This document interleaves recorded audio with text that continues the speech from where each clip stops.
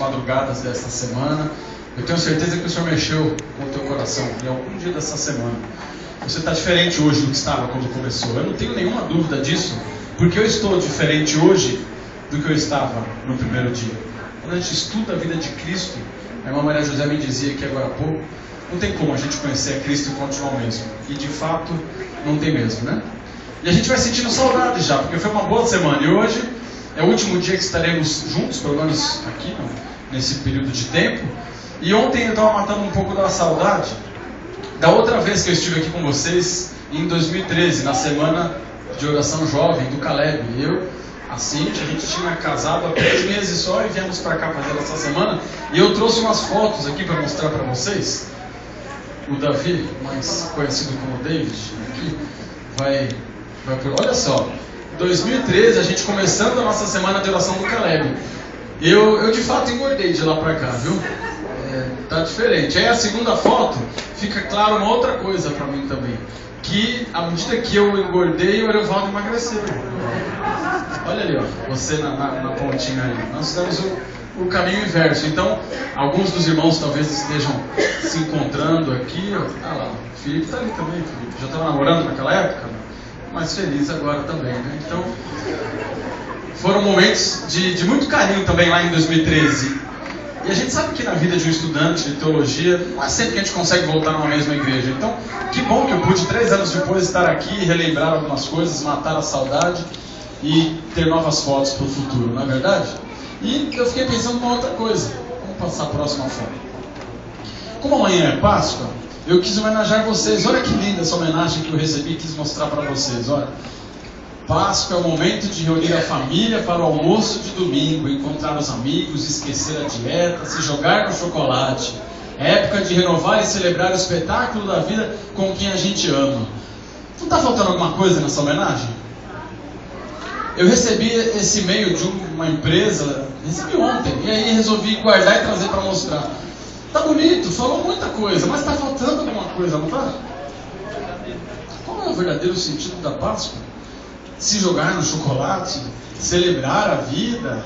Olha só a próxima foto. Puxa vida, né? O que está acontecendo com tudo isso? Mas eu não tenho dúvidas de que essa ideia toda aí da Páscoa é um plano diabólico, sabe? Porque é muito sujo você tirar o foco de Jesus Cristo e da cruz para um coelho e ovos de chocolate. É muito... Ninguém, né? Bota ovo de chocolate. Não existe. Não quero dizer que você não possa dar um chocolate aí para o seu filho, para o seu namorado, etc. Só não percamos o verdadeiro sentido da Páscoa. Que ideia suja do inimigo de tirar o foco da cruz de Cristo para algo tão horrendo. Olha, tão horrendo como isso. Olha só a próxima foto. Uma feliz Páscoa para todos. Olha que coisa horrorosa. Isso, meu filho. Você já pensou? É ou não é diabólica essa ideia? Olha que coisa horrível. Eu falo pra Cintia que eu não consigo ver essa foto sem rir. Toda vez que eu vejo eu dou muita risada. Porque é terrível. Olha só, feliz Páscoa não é isso, né? O que é uma Páscoa verdadeira? A última foto aqui. É isso que é Páscoa verdadeira, né? Que a gente viu aqui durante toda a semana. Oi? É o que nós vivemos essa semana. A Páscoa instituída pelo próprio Deus, primeiro para lembrar da libertação do povo da escravidão de Israel ao Egito, e depois da vinda de Cristo a este mundo para nos lembrar que estamos libertos da escravidão do pecado pelo seu sacrifício. Então veja que é esse o verdadeiro sentido da Páscoa que eu gostaria que você levasse no seu coração hoje, principalmente amanhã, quando todo mundo vai estar preocupado com ovos e com coelhinhos. É esse o verdadeiro sentido. Eu quero começar com uma história que dizia assim que um rapaz, um menino pequeno, avisou a sua mãe que haveria uma reunião de pais. Só que ele não queria que ela fosse, ela geralmente não ia. Mas dessa vez a mãe falou, olha, eu vou sim. E ele já ficou preocupado. Ele ficou preocupado porque a sua mãe, embora fosse jovem e ainda bonita, ela tinha uma grande cicatriz no lado do rosto. E ele tinha vergonha disso.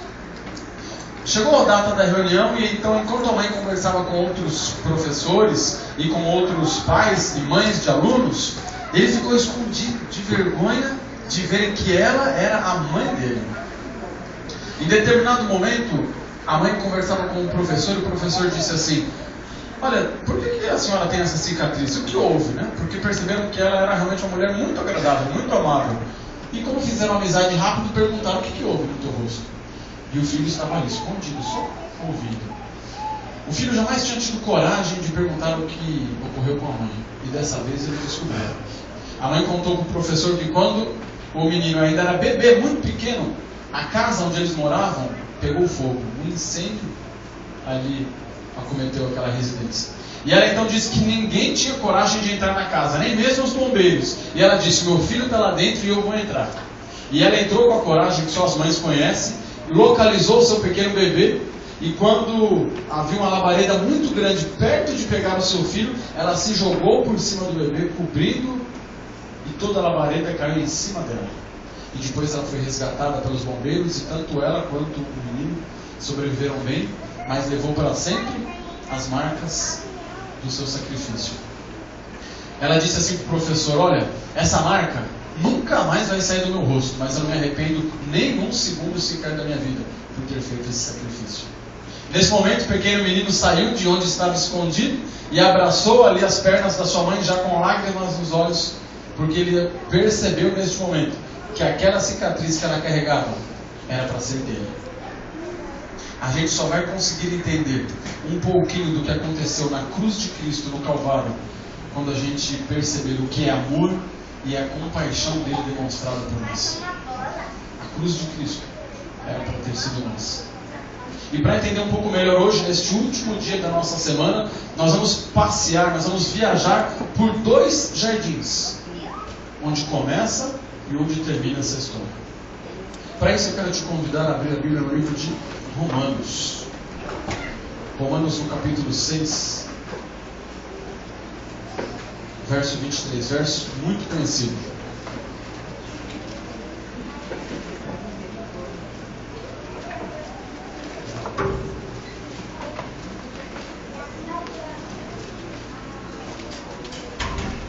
Romanos capítulo 6, verso 23.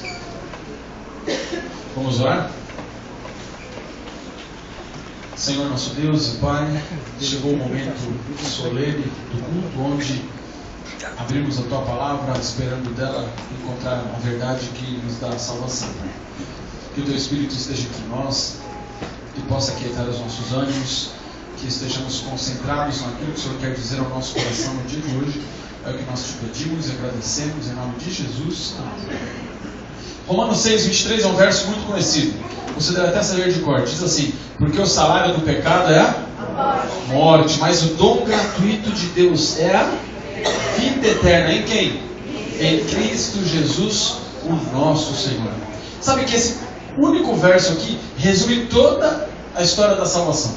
Esse único verso resume, inclusive, todo o nosso sermão desta manhã. Porque o salário do pecado é a morte, mas o dom gratuito de Deus é a vida eterna em Jesus Cristo. Sabe que no começo da história desse mundo, tudo estava muito perfeito, tudo muito bem criadinho, cada coisa no seu lugar. Você não encontrava abismos, precipícios, desertos, pântanos, nada disso. Cada coisa estava perfeitamente colocada exatamente no seu lugar. A vida vegetal, a vida animal, a vida do homem era perfeita ao lado de Deus. Entretanto, Deus lhes disse que deveriam se abster de apenas uma árvore. Os anjos de Deus caminhavam junto com o primeiro casal, Adão e Eva, dizendo: olha, tomem cuidado, andem sempre juntos. Andem juntos porque há alguém que pode tentar enganá-los aqui.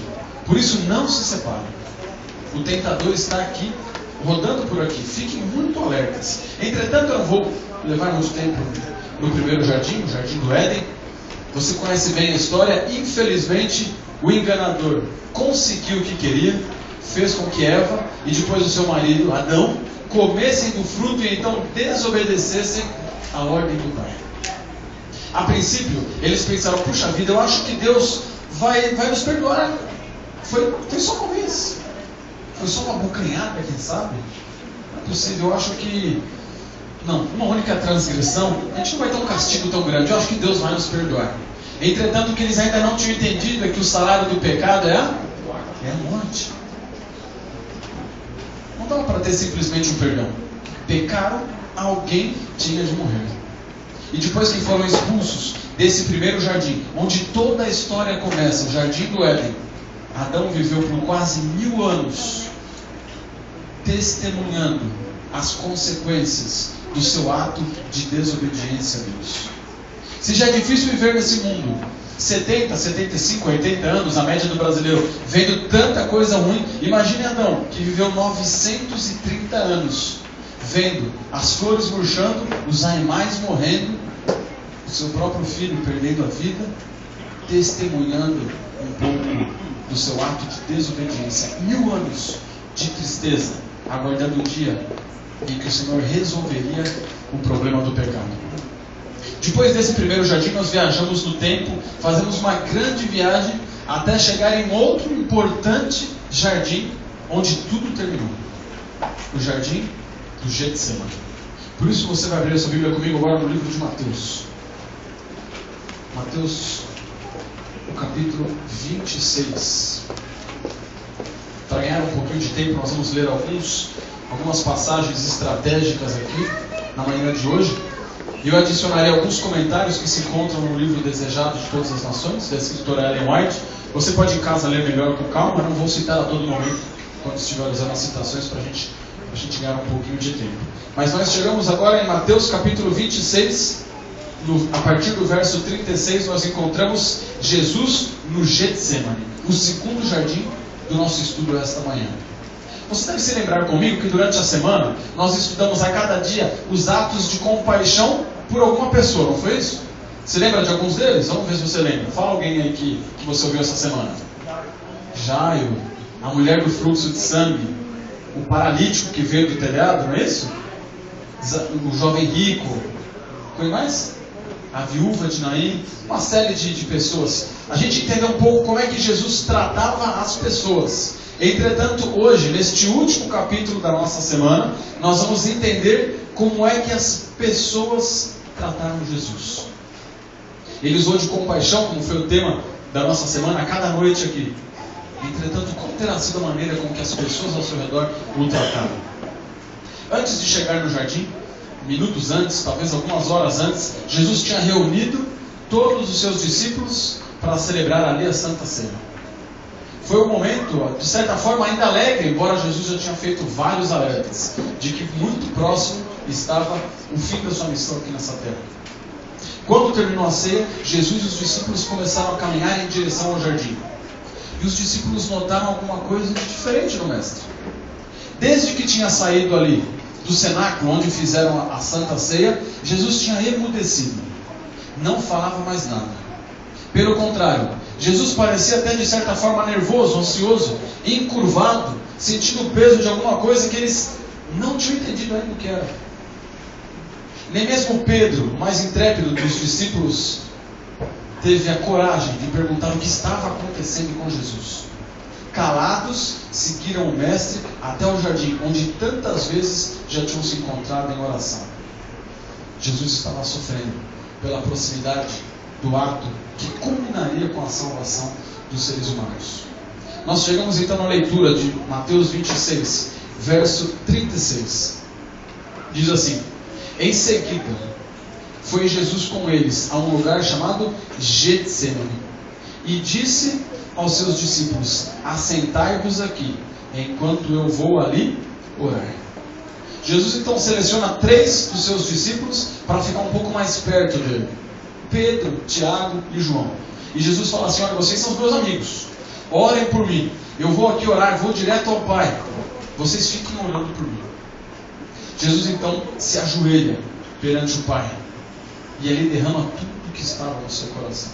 Senhor, se possível, afasta de mim este cálice, é muito difícil, mas se não der, Senhor, Pai, seja feito de acordo com a tua vontade e não a minha.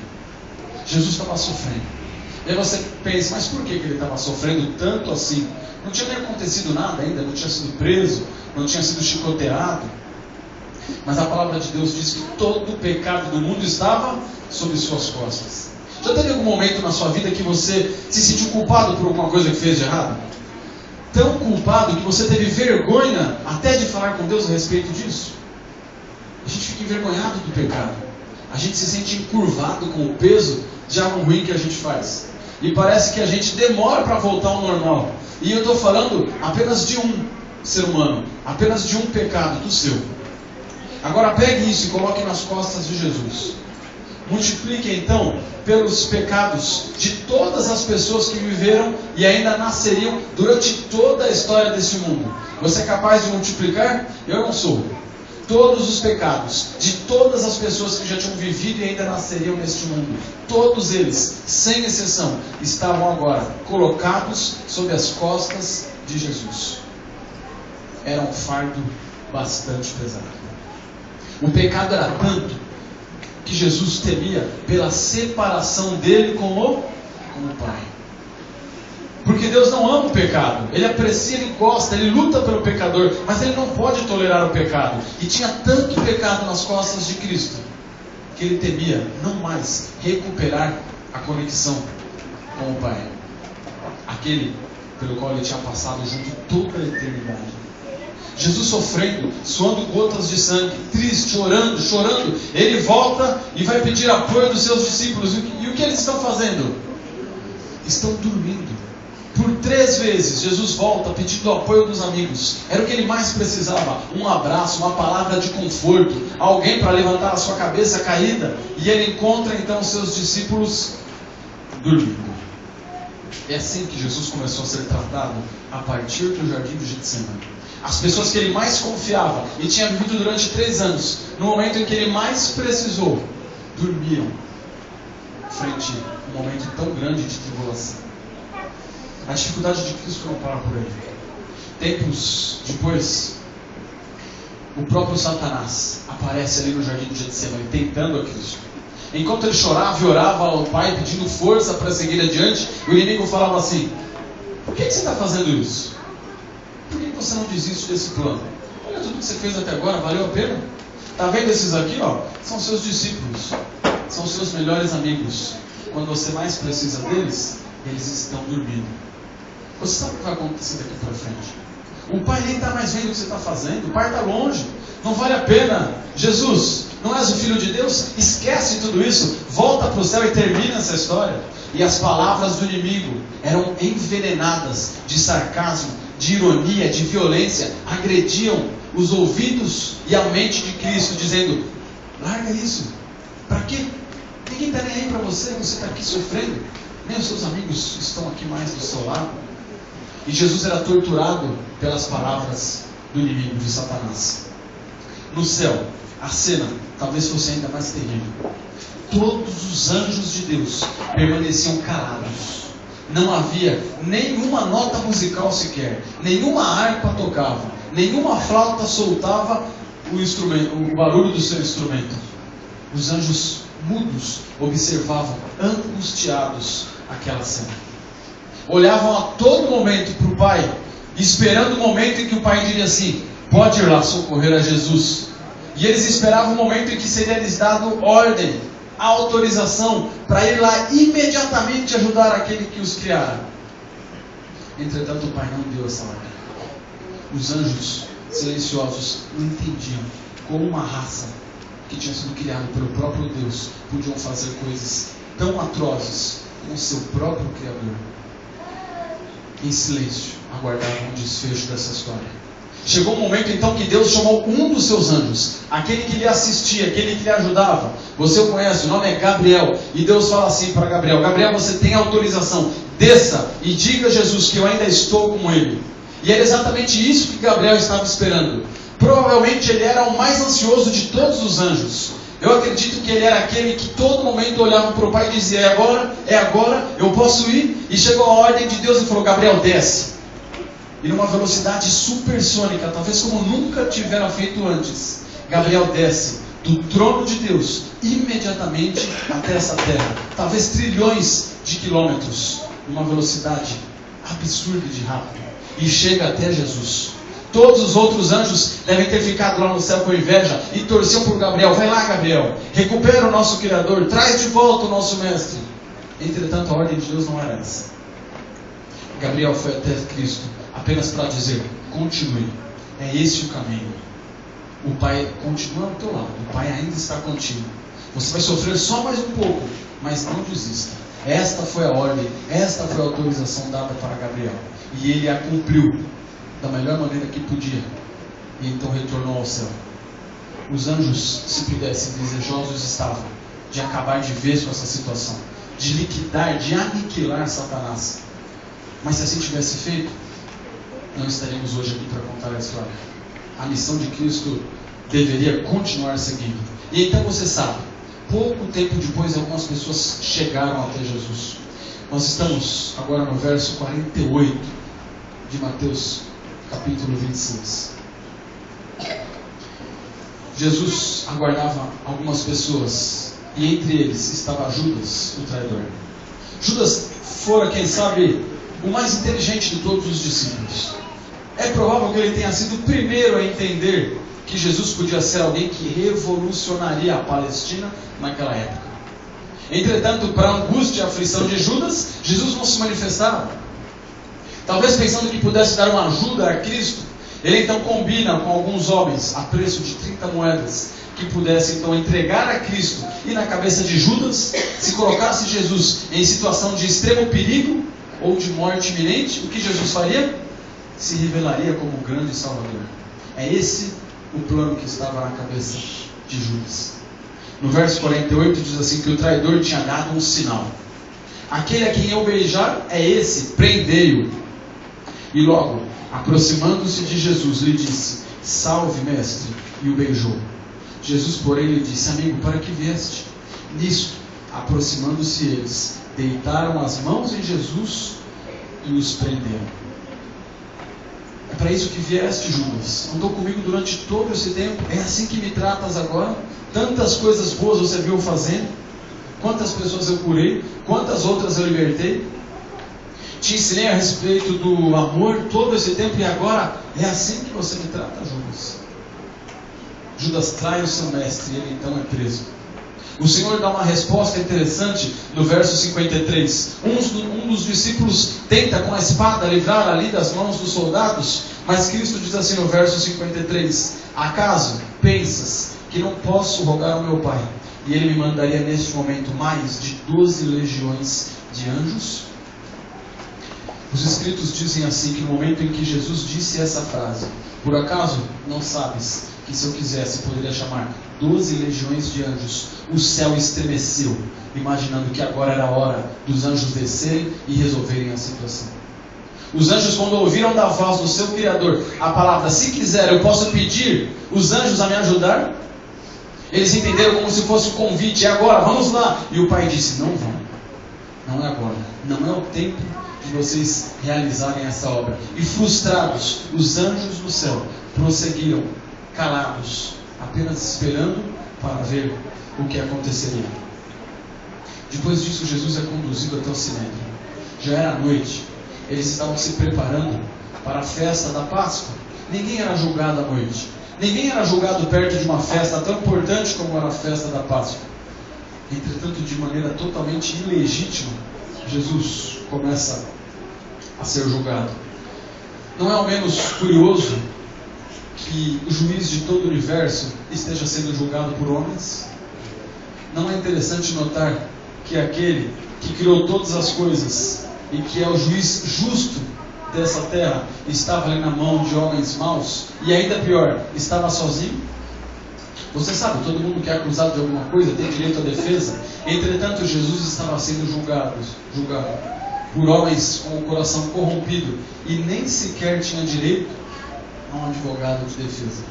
Permaneceu ali, calado, sofrendo as injúrias de sua acusação, de seu julgamento. No verso 67 e 68, depois de ser ali julgado, diz assim, que então uns cuspiram-lhe no rosto, e lhe dava murros, e outros o esbofeteavam, dizendo: profetiza-nos, ó Cristo, quem é que te bateu? Era essa a situação de Cristo neste momento. tratando as pessoas com tanta compaixão durante a sua vida, e agora na mão de homens maus que cuspiam em seu rosto, o esbofeteavam e dizia: quem foi que te bateu? Não és o mestre? Não és o filho de Deus? O próprio Deus recebendo em sua face a saliva de pessoas raivosas que cuspiam em seu rosto. Quem é que te bateu? Por que não profetiza agora? Mas e Pedro? Pedro era o melhor amigo de Cristo, com certeza deveria ter ajudado no momento que precisou. Jesus tratou bem todas as pessoas, mas até agora você viu que ele só está se dando mal. Todo mundo que se encontra com o mestre lhe traz uma surpresa negativa, mas não Pedro. Pedro era o melhor amigo de Cristo, o discípulo que liderava os demais, aquele que nem pensava e já estava pronto a agir, como vimos na cena da espada, cortando a orelha de um servo ali. O que fez Pedro? E você também conhece, a partir do verso 69 até o 75. Você pode ler com calma depois. No momento em que lhe foi perguntado, Pedro refuga. Pedro dá um passo para trás. Não é possível, até Pedro. Será que ninguém vai ter compaixão de Cristo? Ele teve compaixão por todo mundo. Não vai surgir ninguém com compaixão de Jesus Cristo? Nem Pedro. E agora, Pedro? E lhe pergunta uma vez, ele diz não. E pergunta uma segunda vez, ele diz não. E para terminar, olha o que ele diz no verso 74. Mateus 26, verso 74.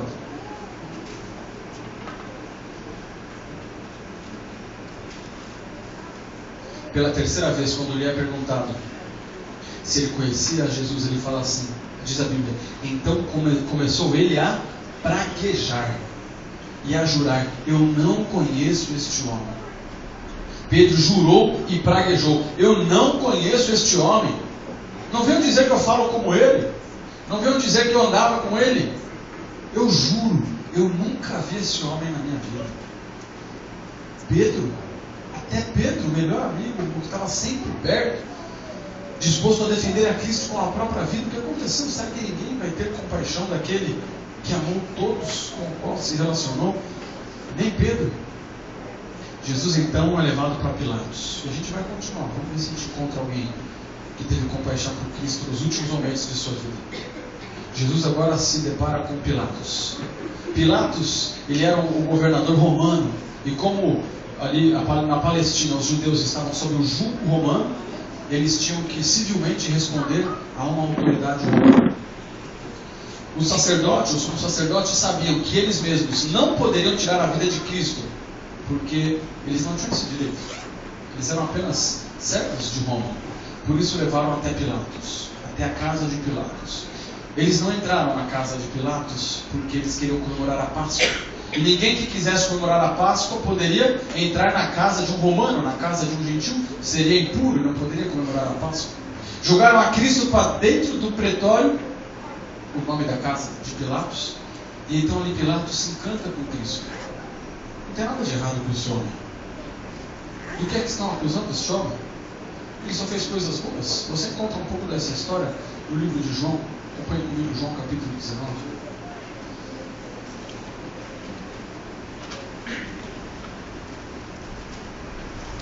João capítulo 18, melhor dizendo.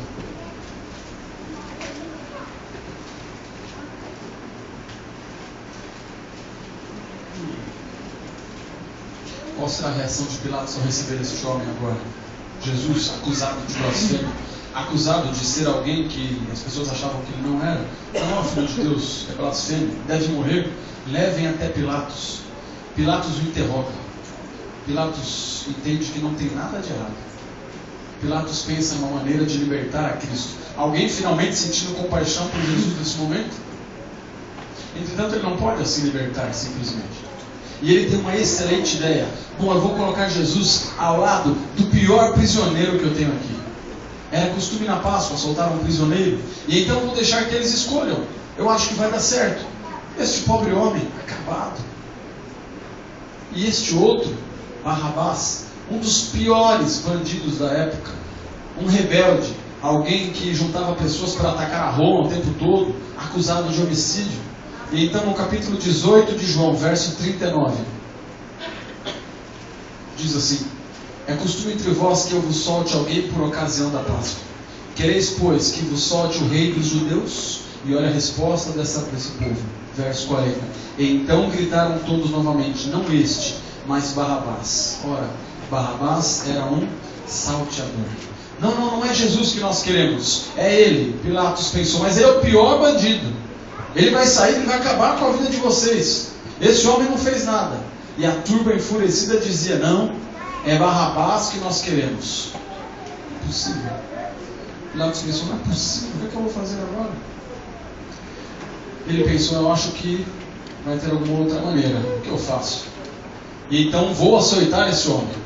E no capítulo 19, do verso 1 ao 13, você vai acompanhar que Jesus recebeu uma coroa de espinhos, que foi cravada em sua cabeça, já tirando gotas de sangue aqui de sua têmpora.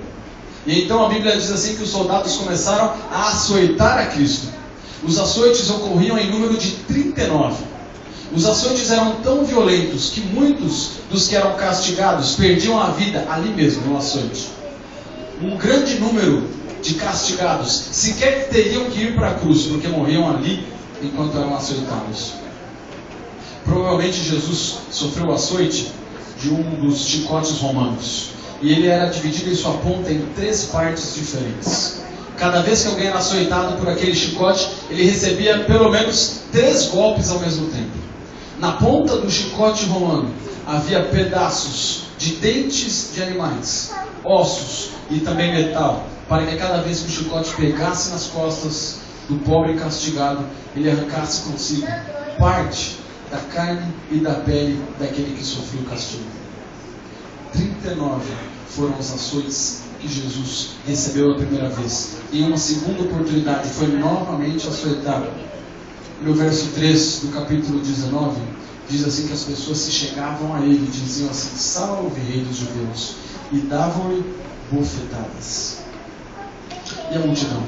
O que faria agora? Pilatos fez aquilo que ele achava que dava para fazer para salvar a Cristo. Já tinha sofrido muito. Jesus quase perdeu a vida na hora dos açoites, rastejando, suando sangue, com uma coroa de espinhos na cabeça, já sem comer há um bom tempo, já sem beber nada desde a última ceia. Pilatos leva Jesus para a frente de toda a multidão. Eis o homem, acabado, completamente acabado, talvez irreconhecível, de tanto sangue que jorrava por todo o seu corpo. Eis o homem, já está bom assim? Pilatos queria dizer. Já não está bom?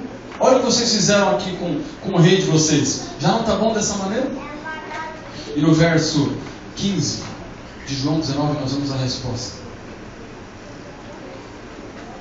Depois que Pilatos mostra Cristo para eles, eles responderam assim para Pilatos. Eles, porém, clamavam, fora, fora, crucifica-o. E disse Pilatos, hei de crucificar o vosso rei? E responderam os principais sacerdotes, não temos rei, senão César. Então Pilatos entrega a Cristo para ser crucificado. Esses homens não entenderam e nunca entenderiam a profundidade da expressão que eles tinham acabado de dizer. Frente ao Deus, Criador de todo o céu e toda a terra, o Deus que se fez homem para morrer pela vida deles próprios, eles são capazes de olhar e dizer, nós não temos outro rei que não a César. Como é possível? Como é possível? Alguém na frente do rei do universo, olhar e o negar dizendo, nosso rei é César, o terrível rei, imperador de Roma. Não temos outro rei. É assim que a multidão e os sacerdotes trataram Jesus. Pilatos vê que não tem mais jeito então. Ele não tinha escolha, segundo ele imaginava. Se ele salvasse a vida de Cristo, era dele que estaria em jogo. Pois vira e mexe, a Palestina era uma área de muita revolta. Vez ou outra, se juntavam alguns rebeldes e tentavam se libertar do jugo romano. E Pilatos sabia que se mais uma vez isso acontecesse, o imperador César o destituiria de sua posição e talvez até o mataria. Tudo que Pilatos não precisava era de mais uma revolta. Com medo de perder o seu cargo e talvez até a vida, Pilatos entrega Jesus então para ser crucificado. E ele agora segue o caminho chamado de Via Dolorosa. Cristo carregava uma cruz que não era dele. Já há muito tempo sem comer, sem beber nada, com uma coroa de espinhos cravadas em sua cabeça, chicoteado por 2 vezes. com os músculos falhando. Cristo carregava uma cruz de aproximadamente 30 quilos, num trajeto que ia de 1 a 1,5 km, da cidade até o monte onde foi crucificado. Era óbvio que ele não tinha forças para fazer isso. Já estava acabado, semi-morto, carregando a cruz que não lhe pertencia. A cruz que fora feita para mim e para você. Cristo seguiu o seu destino. No meio da turba enfurecida, alguns diziam: por que você não dá um jeito nessa situação? Olha aí, agora vai morrer. Dentre aqueles que blasfemavam contra o Cristo, estavam alguns que Jesus tinha curado há poucos dias atrás. Como pode ser possível? Pessoas que receberam a compaixão de Cristo, mas no momento em que ele precisou, só lhe devolveram xingamentos, blasfêmia e muita tristeza na sua voz. Com passos vacilantes, Cristo foi seguindo até o seu destino. Recebeu a ajuda de um homem chamado Simão, para que fosse carregada a cruz. Os outros perceberam que ele não ia chegar até o fim se fosse dessa maneira. Quando chega então até o lugar onde seria crucificado, Jesus é colocado ali entre outros 2 homens. Suas mãos foram pregadas por cravos que tinham entre 18 a 20 centímetros. Provavelmente na palma da mão, ou quem sabe aqui no tendão do seu punho. Os seus pés, juntos ou separados, não está muito bem certo, também foram cravados ali naquela cruz, por mim e por você. Maria, mãe de Jesus, não aguentava mais ver aquela cena. Quando viu os cravos entrando nas mãos e nos pés de Jesus, Maria desfalece, perde os sentidos e é retirada da cena por João, o apóstolo amado. O mestre sendo pregado numa cruz, sem ter feito nada para merecer isso. Entre dos seus 2 lados, 2 ladrões que mereciam pagar a culpa do que tinham feito, mas não Cristo. Entretanto, ali estava ele sendo pregado numa cruz que sequer era dele. Muitos homens fortes se reúnem e começam a levantar a cruz de Cristo. O buraco já estava feito. E quando então a cruz é jogada para dentro da vala que tinha sido cavada, o corpo de Jesus sofre um solavanco na cruz e ele já sente rasgando a carne, a pele de suas mãos e de suas pernas, até que a cruz encontrou o lugar certo dentro do buraco, dentro da sua vala. Ficar na cruz era uma coisa terrível. Para que o crucificado se mantesse vivo, era preciso que ele ficasse na ponta de seus pés, para que pudesse expandir os seus pulmões, e assim ele respirava um pouco. Entretanto, quanto mais tempo ficava em pé, mais rasgada era a carne dos seus braços e das pernas, de maneira que o pobre castigado tinha que descansar um pouco da força, e de novo perdia o ar. A maioria dos crucificados morriam de asfixia. Era uma morte que durava horas. Alguns ficavam dias ali naquele lugar. Às vezes um golpe de misericórdia era dado, quebrando as pernas do castigado, para que ele não mais pudesse se erguer e respirar, e assim morresse asfixiado. 6 horas, Jesus ficou ali, pregado naquela cruz por mim e por você. E a Bíblia diz assim, que ele morreu por aqueles que não tiveram nem um pingo de compaixão pela sua vida. Na morte de Cristo nós encontramos então uma placa, a cruz de Cristo. Na placa dizia assim que ele era o rei dos judeus. Estava escrito ali em grego, em hebraico e em latim, para todos que pudessem ver. Ali estava o rei dos judeus. Era a forma que Pilatos encontrou de mostrar que eles estavam matando, crucificando a pessoa errada. Nós vamos voltar para o livro de Mateus para ler um dos últimos textos desta manhã.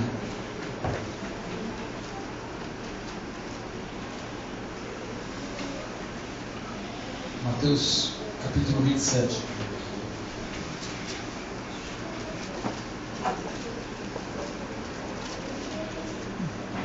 No verso 39. Diz assim, Mateus 27, 39. Os que iam passando blasfemavam dele, meneando a cabeça e dizendo: ó tu que destróis o santuário, e em 3 dias o reedificas, salva-te a ti mesmo. Se és filho de Deus, desce da cruz. De igual modo, os principais sacerdotes, com os escribas e anciãos, escarnecendo, diziam: salvou os outros, e a si mesmo não pode salvar-se? É rei de Israel? Desça da cruz, e creremos nele? Confiou em Deus, pois venha livrá-lo agora, se de fato ele lhe quer bem, porque disse, sou o filho de Deus. E os mesmos impropérios lhe diziam também os ladrões que estavam crucificados com ele. Nem no momento de sua maior dor, maior agonia, Jesus era poupado de blasfêmias e de xingamentos. Desce daí, não é o Filho de Deus? Curou a tantos, trouxe a vida a tantos, não pode libertar a si mesmo? Sabe qual foi a resposta de Jesus para todo esse xingamento, para toda essa injúria, para toda essa blasfêmia? Jesus se dirige ao céu com um pouco da força que ainda tinha e diz, Pai, perdoa-lhes, porque não sabem o que estão fazendo. Como isso pode ser possível? Como é que alguém com as mãos cravadas numa cruz, com os pés sangrando, com a coroa de espinhos em sua fronte, acabado, com açoites, crucificado, nu, como era feito naquela época, motivo de chacota e de vergonha para todas as pessoas, podia ter amaldiçoado aqueles sacerdotes, vocês vão ver o que vai acontecer. Podia ter dado uma resposta àquelas pessoas que blasfemavam. Podia, se quisesse, descer daquela cruz e acabar com tudo aquilo imediatamente. Mas a sua resposta de compaixão é, Pai, perdoa-lhes porque não sabem o que fazem. Jesus não estava perdoando só aqueles homens.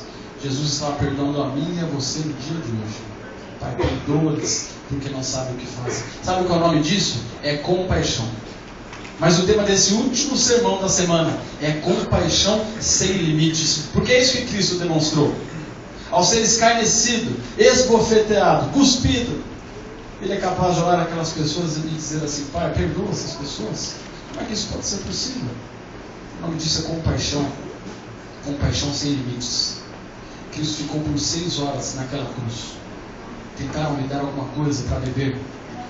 Eles costumavam dar uma mistura de vinagre para que a pessoa pudesse ficar um pouco fora de si, entorpecido, para não sentir mais dor. Jesus nega. Ele sabia qual era a sua missão. Não quero sair de consciência, quero continuar entendendo o que está acontecendo. Não quero beber nada. Eu sei o que está acontecendo aqui. Ellen White afirma que o próprio diabo apareceu em forma humana aos pés da cruz, simplesmente para se deliciar com a cena de ver o Filho de Deus sendo crucificado. E o próprio diabo, em forma humana, blasfemava de Jesus pessoalmente, dizendo, e agora? Você não sai daí? Não é o Filho de Deus? O próprio diabo. Ellen White ainda diz que o diabo se dividia entre a preocupação em que Jesus morresse e se tornasse o grande Salvador e a delícia de ver o próprio Filho de Deus sendo escarnecido na cruz. Ele não sabia o que era melhor, ver Cristo morrendo ou ele poder escarnecer, ou se estava preocupado com o que estava acontecendo, mas aproveitava a cena em forma humana, escarnecendo do próprio Jesus Cristo.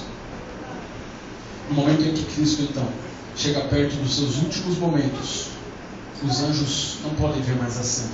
Lembra dos anjos lá no céu que estavam mudos, apenas esperando a hora de agir? Não lhes foi dada a oportunidade de agir. Agora o que eles fazem é virar o rosto, porque não podem mais contemplar aquela cena. Para os anjos doía demais ver o Criador, que eles sabem que é tão bondoso, tão amorável, sofrendo daquele jeito, na mão de ingratos seres humanos que foram criados. Os anjos desviam o olhar daquela cena, não podem mais ver. O Pai continuava ali, bem perto de Cristo, ainda que o peso do pecado não deixasse perceber. O Pai continuava muito pertinho. No final, Jesus provavelmente teve uma morte de parada cardíaca. Não simplesmente pelo problema físico, mas pelo tamanho do pecado que ele carregava em suas costas. Era muito pesado o fardo que ele levava. Em João 19:30 ele termina dizendo, Pai, a ti entrego o meu espírito, está consumado. E no grego a palavra consumado significa está pago. A última palavra que Jesus disse antes de entregar a sua vida aqui neste mundo, por mim e por você, é Pai, está pago. Em outras palavras, Cristo queria dizer, consegui, cheguei lá. Esses homens agora estão livres das mãos do pecado, estão livres da mão do grande enganador. Pai, eu consegui, cheguei até o final, finalmente a dívida está paga. Porque você se lembra o primeiro verso que lemos essa manhã? O salário do pecado é a morte. E quem morreu foi Cristo. Ele sabia que esse era o salário do pecado. E então, no final das contas, Ele mesmo paga a minha e a sua conta. Pai, a ti entrego o meu espírito, está pago. esses homens agora, eles podem novamente ter a oportunidade de salvação. Tá pago, eu morri por eles, Pai. Se alguém tinha que morrer, esse alguém sou eu. Agora eles podem novamente ser perdoados, porque o dom gratuito de Deus é a vida eterna em Cristo Jesus, o nosso Senhor. Uma pequena citação diz assim, que aquele que impôs calma às ondas revoltas e caminhou por sobre as espumejantes águas, aquele que fez tremerem os demônios e fugir a doença, aquele que abriu os olhos do cego e chamou os mortos à vida, ofereceu-se na cruz em sacrifício, e tudo isso por amor de ti. Essa compaixão de Cristo nos transforma. Essa compaixão de Cristo muda a nossa vida.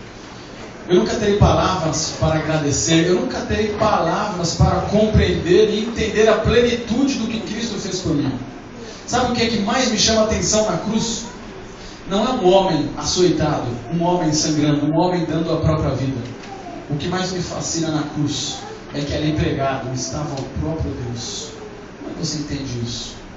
Como é que um Deus vem à terra e dá a própria vida por criaturas ingratas que escolheram não servir? Todos os outros deuses esperam ser servidos. Todos os outros deuses, que nem existem, mas os deuses pagãos, esperam sacrifícios. Entretanto, o único e verdadeiro Deus é aquele que Ele próprio oferece a sua vida em sacrifício por mim e por ti. Ninguém pode ser o mesmo frente ao amor desse tamanho. Ninguém. Quando você levanta os seus olhos para aquela montanha, a montanha do Calvário, e você vê ali pendurado na cruz um Deus de amor, o seu coração amolece, o seu coração se derrete e exclama assim: Senhor, essa cruz era para ser minha, essa cicatriz não era para ser tua, era para ser minha. Como é que eu posso ser ingrato? Como é que eu posso não amar alguém que tanto me amou? Como é que eu posso não gostar? Como é que eu posso não viver? Como é que eu posso não me entregar por alguém que entregou tudo por mim? O que é que você diz hoje? Qual é que vai ser? Qual é a tua resposta amanhã de hoje? Durante toda a semana, Cristo demonstrou a sua compaixão por nós. Nos últimos minutos de sua vida, não houve um sequer que pudesse demonstrar um pingo de compaixão pelo Mestre. Entretanto, hoje, agora, você tem essa oportunidade. Frente ao maior sacrifício que já ocorreu em toda a história deste universo, qual é a sua resposta? O que é que você vai dizer? Nós vamos ouvir uma música e depois nós vamos terminar juntos em oração.